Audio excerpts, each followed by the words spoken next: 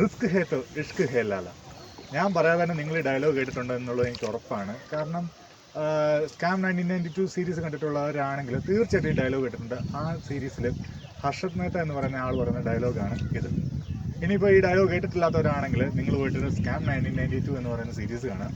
ഒരു ട്രേഡർ അഥവാ ഇൻവെസ്റ്റർ എന്നുള്ള നിലയിൽ നിങ്ങൾ കണ്ടിരിക്കേണ്ട ഒരു സീരീസ് തന്നെയാണ് ഈ സീരീസ്. ശരിക്കും പറഞ്ഞാൽ ഈ സീരീസ് പറയുന്നത് എന്താണെന്ന് വെച്ചാൽ ഒരു പമ്പാൻഡം സ്കാമിനെ കുറിച്ച് പറയുന്നതാണ്. പക്ഷേ ഒരിക്കലും ഈ സീരീസ് ഒരു മോട്ടിവേഷന് വേണ്ടിയിട്ട് കാണണം എന്നല്ല ഞാൻ പറയും. നമ്മുടെ ഇന്ത്യൻ സ്റ്റോക്ക് മാർക്കറ്റിൽ ഒരുപാട് സ്കാംസ് നടക്കുന്നുണ്ട്.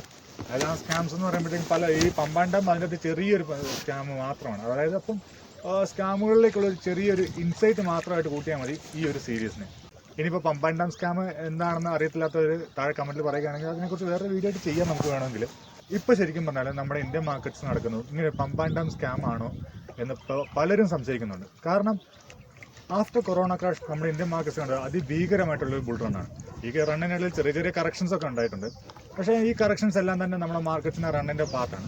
അപ്പം ഇതേക്കൂട്ട് കറക്ഷൻസ് വരുമ്പോഴത്തേക്കും നമ്മുടെ പല ഫോറംസിൽ സോക്കോൾഡ് എക്സ്പെർട്സ് വന്നിട്ട് ഇത് മാർക്കറ്റിൻ്റെ എൻഡാണ്, മാർക്കറ്റ്സ് തീർന്നു, ഇവിടെ കൊണ്ട് അടിഞ്ഞ് തീരുകയാണെന്ന് പറയും. അപ്പം ഇവർ വന്ന് പറയുന്നത് കേട്ടിട്ട് നമ്മളെപ്പോലുള്ള പാവം റീറ്റെയിലേഴ്സ് പോയിട്ട് നമ്മുടെ ഇപ്പോൾ നല്ലൊരു പൊസിഷനാണെങ്കിൽ പോലും അത് കൊണ്ടുപോയിട്ട് നല്ല ഒരു ചെറിയ പ്രോഫിറ്റിലായിരിക്കും, ചിലപ്പോൾ മേ ബി ലോസിലായിരിക്കും. ആ ലോസ് നമ്മൾ കൊണ്ട് സെല്ല് ചെയ്യും. എന്നിട്ട് ഈ മാർക്കറ്റ്സ് ചിലപ്പോൾ കുറച്ച് താഴേക്ക് വരും. എന്നുവെച്ച് ഇത് പിന്നെ തിരിച്ചു വരും, ബൗൺസ് ബാക്ക് ചെയ്യും. അപ്പോൾ ഇവർ പറയും ദാറ്റ് വാസ് ജസ്റ്റ് കറക്ഷൻ, അല്ലാതെ ക്രാഷൊന്നും അല്ലായിരുന്നു, കറക്ഷൻ മാത്രമായിരുന്നു, മാർക്കറ്റ്സ് ഇപ്പോഴും ബുള്ളിഷാണ്.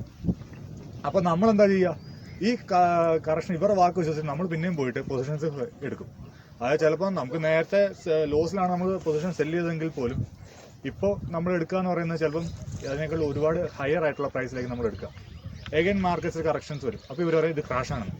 ഇങ്ങനെ ഈ സൈക്കിൾ കണ്ടിന്യൂസ് ആയിക്കൊണ്ടേയിരിക്കും. At the end of the day ഏറ്റവും കൂടുതൽ ലോസ് സഹിക്കേണ്ടി വരിക എന്ന് പറയുന്നത് നമ്മൾ റീറ്റെയിലേഴ്സ് മാത്രമായിരിക്കും. എന്തുകൊണ്ട് ഇങ്ങനെ സംഭവിക്കുന്നത് വെച്ചാൽ ഈ പറയുന്ന സോക്കോൾഡ് മാർക്കറ്റ് എക്സ്പേർട്സ് ആണെങ്കിലും അല്ലെങ്കിൽ ആരാണെങ്കിലും മുതലെടുക്കുന്നത് എന്ന് പറയുന്നത് നമ്മുടെ ഇൻവെസ്റ്റേഴ്സിൻ്റെ ഫിയറാണ്. ഇപ്പോൾ നമ്മളൊരു പൊസിഷൻ എടുത്തു, അതൊന്ന് ഗ്രീനിലേക്ക് ആയാൽ അപ്പോൾ നെക്സ്റ്റ് മിനിറ്റ് ഓൺവേർഡ്സ് നമ്മൾ സെർച്ച് ചെയ്യാൻ തുടങ്ങും. എവിടെയാണ് ഭൂകമ്പം, അല്ലെങ്കിൽ എവിടെയാണ് സുനാമി, ട്രംപ് ജയിക്കുമോ തോക്കുമോ, എന്തിന് അന്റാർട്ടിക്ക ഭൂകമ്പം ഉണ്ടായോ എന്ന് വരെ തപ്പിപ്പോകും. എന്നാൽ ഈ പ്രശ്നം എന്ന് വെച്ചാൽ പോർട്ട്ഫോളിയോ ഒന്ന് ഗ്രീനിലായി. അതായത് ഇതിൻ്റെ എല്ലാം പ്രശ്നം ഫിയറാണ്. ഫിയറിൽ എനിക്ക് കിട്ടിയ പ്രോഫിറ്റ് എനിക്ക് നഷ്ടമാകും, അല്ലെങ്കിൽ ഏറ്റവും ഹൈ പ്രൈസിൽ എനിക്ക് സെല്ല് ചെയ്യണം എന്നുള്ള ആ ഒരൊറ്റ ഗ്രീഡിൻ്റെ പ്രശ്നം കൊണ്ടാണ് നമുക്ക് ഈ ഫിയർ വരുന്നത്. എന്നാൽ മറിച്ച് ഈ പൊസിഷൻ നമുക്കൊരു ലോസിലേക്കാണ് പോകുന്നതെങ്കിലോ അപ്പം എല്ലാവരും ചിന്തിക്കും. ലോസിലേക്ക് പോകുമ്പോഴത്തേക്ക് ആദ്യം പ്രേയേഴ്സ് ആൻഡ് വർഷിപ്സ് ആണ്. ആദ്യം ഞാൻ ഈ മല കയറിക്കോളാമേ, അല്ലെങ്കിൽ ഞാൻ ഈ മെഴുകുതിരി കത്തിച്ചോളാമേ, ഞാൻ ചൈന പ്രദർശനം നടത്തിക്കോളാമേ, തുലാഭാരം നടത്തിക്കോളാം, അങ്ങനെ എന്ന് വേണ്ട സകല വർഷിപ്സും നടക്കും. എന്നാൽ ഈ വർഷിപ്സ് ഒന്നും ഏൽക്കുന്നില്ല എന്ന് കാണുമ്പോഴത്തേക്കും അപ്പോൾ പറയും yes I M A long time investor. അതായത് പോർട്ട്ഫോളിയോ അപ്പോഴത്തേക്ക് ഒരു 50% താഴെ പോകുന്നിരിക്കും. അപ്പോൾ പറയും ഞാനൊരു ലോങ് ടൈം ഇൻവെസ്റ്ററാണ്, ഞാൻ വെയിറ്റ് ചെയ്യാൻ റെഡിയാണ്.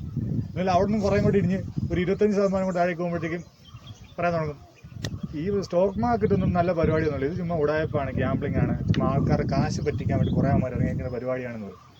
അങ്ങനെ പറയുന്നവരുണ്ടെങ്കിൽ തീർച്ചയായിട്ടും അത് അവരുടെ അറിവില്ലായ്മ കൊണ്ടാണ്, അത് അവർ പഠിച്ച് ചെയ്യാത്തത് കൊണ്ട് തന്നെയാണ് ഇതേക്കൂട്ട് മേജർ ലോസസ് എല്ലാം അവർക്ക് വന്നിരിക്കുന്നത്. അപ്പോൾ നമ്മൾ പറഞ്ഞു വന്നുകൊണ്ടിരുന്നത് നിഫ്റ്റിയുടെ റണ്ണിനെ കുറിച്ചാണ്. ഒക്ടോബർ മാസം ലാസ്റ്റ് തൊട്ട് ഈ ഇന്നലെ ഫ്രൈഡേ അല്ലെങ്കിൽ ലാസ്റ്റ് ട്രേഡിംഗ് ഡേ വരെ നമ്മൾ നോക്കുകയാണെങ്കിൽ ഒക്ടോബർ മാസം ലാസ്റ്റ് 11,500 നിഫ്റ്റി നിന്നത്. ഇപ്പോൾ നിഫ്റ്റി നിൽക്കുന്നത് 13,700. അതായത് ഓൾമോസ്റ്റ് 2,200 പോയിൻറ്റ്സിൻ്റെ റണ്ണ്. പെർസെൻറ്റേജ് വൈസ് നോക്കുകയാണെങ്കിൽ 19%, 20% റണ്ണ്. ഇൻഡെക്സ് ലെവലിൽ അത്രയും ഹെവി റണ്ണ് നടക്കണമെങ്കിൽ നിങ്ങൾക്ക് ഊഹിക്കാവുന്നതേ ഉള്ളൂ സ്റ്റോക്ക് വൈസ് എത്രത്തോളം റണ്ണ് വന്നിട്ടുണ്ടാവും, എത്രത്തോളം ഫണ്ട് വന്നിട്ടുണ്ടാവും നമ്മുടെ ഓരോ സ്റ്റോക്കിലേക്കും എന്ന്. ഞാനിപ്പോൾ നിൽക്കുന്നത് ഇടുക്കി ജില്ലയിൽ വെള്ളിലങ്കണ്ടം എന്ന് പറയുന്ന സ്ഥലത്താണ്. ഞാൻ ശരിക്കും പറഞ്ഞാൽ എൻ്റെ ഈ ചുറ്റും കാണുന്നത് നമ്മുടെ ആദ്യത്തെ വീഡിയോയിൽ കാണിച്ച അതേ നിലയില്ല കയം തന്നെയാണിത്. അന്ന് നമ്മൾ ഈ നിലയില്ല കയത്തിന് സ്റ്റോക്ക് മാർക്കറ്റുമായിട്ടാണ് പറഞ്ഞത്. ഈ ചങ്ങാടത്തുള്ള ഈ റൈഡിന് ഇതിൻ്റേതായിട്ടുള്ള റിസ്ക്കുകളുണ്ട്. പക്ഷേ ആ ഒരു റിസ്ക് എടുക്കാതെ എനിക്കൊരിക്കലും അങ്ങേ കരയിൽ നിന്ന് ഇങ്ങേ കരയിൽ ഫിനാൻഷ്യൽ ഫ്രീഡം എന്ന് പറയുന്ന ആ ഒരു ഏരിയയിലേക്ക് എത്താൻ പറ്റില്ല. സോ ആ റിസ്ക്കുകൾ എടുക്കാന്നുള്ളേ ഉള്ളൂ. ഇപ്പം ഈ വെള്ളം എന്ന് പറയുന്നത് ഇടുക്കി റിസർവോയറിൻ്റെ ബാക്കെൻഡാണ്.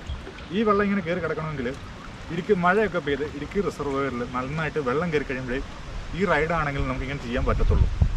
അതുപോലെ തന്നെയാണ് നമ്മുടെ മാർക്കറ്റിൽ ഇപ്പോൾ നടന്നുകൊണ്ടിരിക്കുന്ന ആ ഒരു റണ്ണും. അതിപ്പോൾ സസ്റ്റെയിൻ ചെയ്യുമ്പോൾ നമ്മൾ മാക്സിമം എൻജോയ് ചെയ്യുക എന്നുള്ളതേ ഉള്ളൂ. അല്ലാതെ ഇപ്പം ക്രാഷ് വരുമെന്ന് കരുതിയിട്ട് നമ്മൾ മാറിയിരുന്നാൽ സൈഡ് ലൈൻസിൽ നോക്കിയിരിക്കാൻ പറ്റുന്നേ ഉള്ളൂ. ഇപ്പം ഇതിൽ കയറുന്ന പോലെ തന്നെ ഈ ചങ്ങാടത്തെ കയറുന്നതിന് മുമ്പ് ഇതിൻ്റെ റിസ്ക്കുകൾ ഓർത്തിട്ട് ഞാനിവിടുത്തെ കയറാതെ സൈഡ് ലൈൻസിൽ ഇരുന്നാൽ ഇത് അവിടുന്ന് നീങ്ങി പോരുന്നത് എനിക്ക് അവിടെ നിന്ന് നോക്കാനേ പറ്റത്തുള്ളൂ. അതുപോലെ തന്നെയാണ് ഏകദേശം ഒക്ടോബർ മാസം ലാസ്റ്റ് 11,500 മാർക്കറ്റ്സ് നിന്നപ്പോഴത്തേക്കും ഈ മാർക്കറ്റ്സിൻ്റെ റണ്ണ് തീർന്നു. മാർക്കറ്റ്സ് ഇവിടുന്ന് ഇപ്പോൾ പൊട്ടി 8,000 ലെവൽസിലേക്ക് എഗൈൻ പോകുമെന്ന് പറഞ്ഞ് മാറിയെന്ന ഒരവസ്ഥയിൽ അവരിപ്പോൾ റിഗ്രറ്റ് ചെയ്യുന്നുണ്ട്, നന്നായിട്ട് റിഗ്രറ്റ് ചെയ്യുന്നുണ്ട്. സോ എനിക്ക് ഈ റണ്ണിൽ പങ്കെടുക്കാൻ പറ്റിയില്ലല്ലോ എന്ന്. നമ്മുടെ ഇന്ത്യൻ എക്കോണമി എന്ന് പറഞ്ഞാൽ ശരിക്കും പറഞ്ഞാൽ ഇപ്പോൾ ഗ്രോത്തിൻ്റെ സ്റ്റേജിലാണ്. നമ്മുടെ ഇന്ത്യൻ എക്കോണമി ഗ്രോത്ത് ചെയ്യുമ്പോൾ സ്വാഭാവികമായിട്ട് നമ്മുടെ കമ്പനികളും ഗ്രോത്ത് ചെയ്യും, നമുക്ക് എല്ലാവർക്കും ഗ്രോത്ത് ഉണ്ടാവും. അപ്പം ശരിക്കും പറഞ്ഞാൽ നിഫ്റ്റി 2000-ൽ കിടന്ന നിഫ്റ്റി ഇന്നിപ്പോൾ 13,700-ൽ നിൽക്കണമെങ്കിൽ ഒരുപാട് ഹയർ ഹൈസ് ബ്രേക്ക് ചെയ്തിട്ടാണ് ഇന്നത്തെ ലെവലിലെത്തുന്നത്. ഇതിൽ നിന്നും 40,000 റേഞ്ചസിലേക്ക് പോകുന്നതാണ് രാകേഷ് ജുൻജുൻവാല പോലെയുള്ള വലിയ വലിയ ഇൻവെസ്റ്റേഴ്സ് ആണ്. അപ്പോൾ അങ്ങനെ പോകണമെങ്കിൽ ഇനിയും ഒരുപാട് ഹൈകൾ ബ്രേക്ക് ചെയ്യാൻ കിടക്കുന്നു.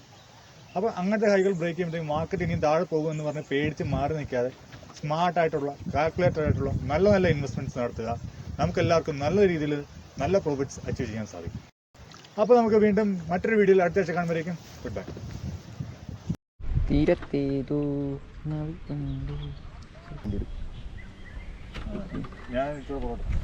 ഒത്തിരി പുറകോട്ട് പോയി കഴിഞ്ഞാൽ സീനായി. നമ്മുടെ ഇന്ത്യൻ സ്റ്റോക്ക് മാർക്കറ്റിൽ ഒരുപാട് റിസ്ക് ഹെയറുള്ള ആളാണ്.